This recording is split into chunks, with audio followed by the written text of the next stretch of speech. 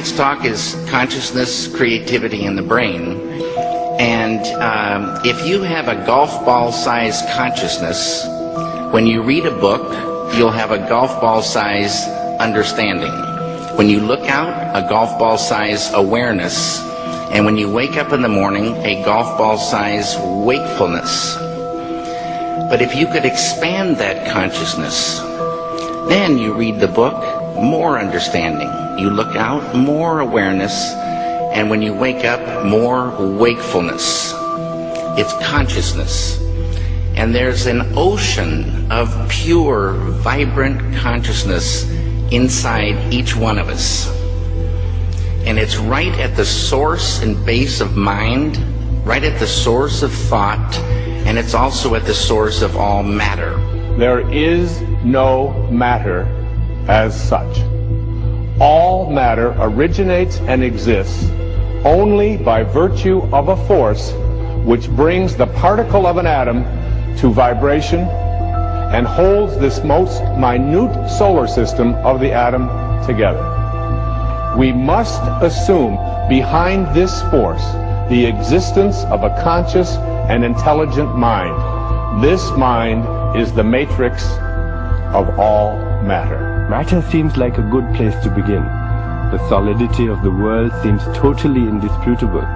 As a fixed thing that you can see and touch, your body is also reassuringly solid. But beginning with Einstein, modern physics has assured us that this solidity is a mirage. All of physical matter, everything we have around us, is the result of a frequency. And what that also means is that if you amplify the frequency, the structure of the matter will change. What this self-contained system is a hologram. It's what I call the super hologram. Everything within it is an expression of that hologram. This is one of the great characteristics of a hologram, is that every part of a holographic picture is a smaller version of the whole. It's as if reality is so connected that when you look at one small part, you can see things about other parts. That the entire whole is contained in the part. And in a sense, you can't divide reality up because we're cutting up a hologram. We can't find where one particle is because it's always a reflection of all particles. In a hologram, the whole pattern is whole and complete unto itself. And if you were to take any little portion of this whole out and examine it closely, you will see the entire pattern repeating itself again and again and again. Anywhere in this pattern, if we were to change one little aspect on any one of these little holograms, that change would be reflected throughout the entire system. Quantum physics has revealed what ancient masters knew. Matter does not exist. The concept of substance arose from the philosophy of Aristotle.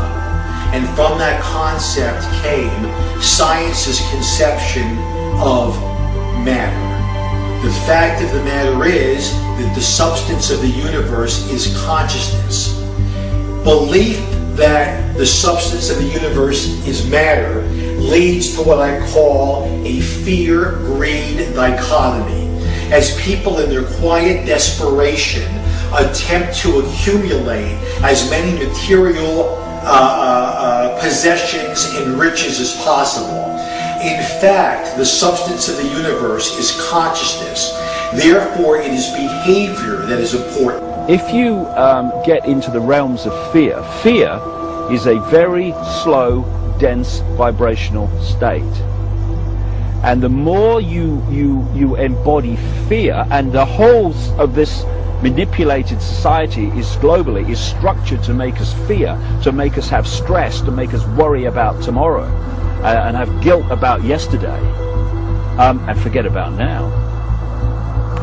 It brings us into a slow vibrating dense state.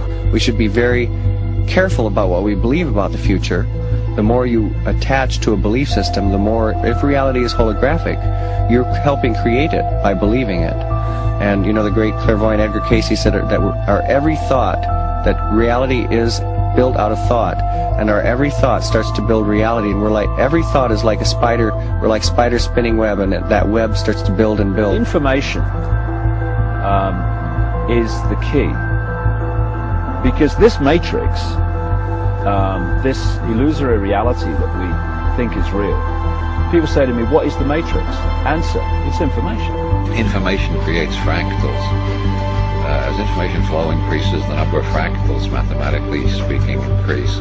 This was demonstrated by a mathematician named Theodore Gordon. Fractals are unpredictable functions, so things are becoming more and more unpredictable. When you start getting into fractals and chaos theory, when you look at it in terms of a society, this is where it starts to cross over into the so-called Illuminati or the negative elite, the world leaders with their philosophy of order out of chaos. There is some truth to that, in the sense that when the system becomes highly destabilized, there will be random shifts that suddenly self-organize into higher complexity. At the subatomic level, reality behaves in accordance with the expectation of the observer or the measurer, the scientist. Why is that remarkable? Because everything in the universe is composed of those subatomic particles. These atoms are particles that are whirling at lightning speeds around huge empty spaces, and the particles aren't material objects. They are fluctuations of energy and information in a huge void of energy and information. And what the science now is showing is that when you can change the field that the atom is in, you change the atom. And we're made of those atoms. So when we have feelings in our hearts, we're changing the field that connects the stuff everything is made of, and we literally are altering our physical reality. Once you establish the reality we live in, and the nature of what the physical body is, it's a biological computer, and the nature of what we are, which is consciousness, and then you start, as I have, looking at the way this world is structured and how it works and why they do this and why they do that, it suddenly brings into crystal clarity why the world is structured as it is. Because, you know, people look through their eyes and they think this is the world, but it isn't. It's a tiny, tiny frequency range within an infinite energy field of infinite frequency ranges. And basically it's like a holographic television channel. It is the act of consciousness that actually creates the building block that the universe is made of. I can't imagine a universe that exists without us, because it's the act of us observing the world around us that is creating, allowing us to create as we go in a participatory universe. We may never find the edge of our universe as we're looking to define what this universe looks like. We may never find the smallest particle in the quantum world to see what this stuff is that we're made out of. And the reason is because everywhere we look, everywhere that consciousness explores with the expectation that something will be there, that exploration, that act of looking, observation, is the act that creates something for us to see. That we are actually building this universe as we go. Consciousness is the programming language of the universe. We are consciousness conductors. That's what we do. That's who we are. Consciousness comes through us. It emanates from us. We are the creators. We are the ones who are targeted on this planet because we are the ones who transmit the reality just like everybody else does.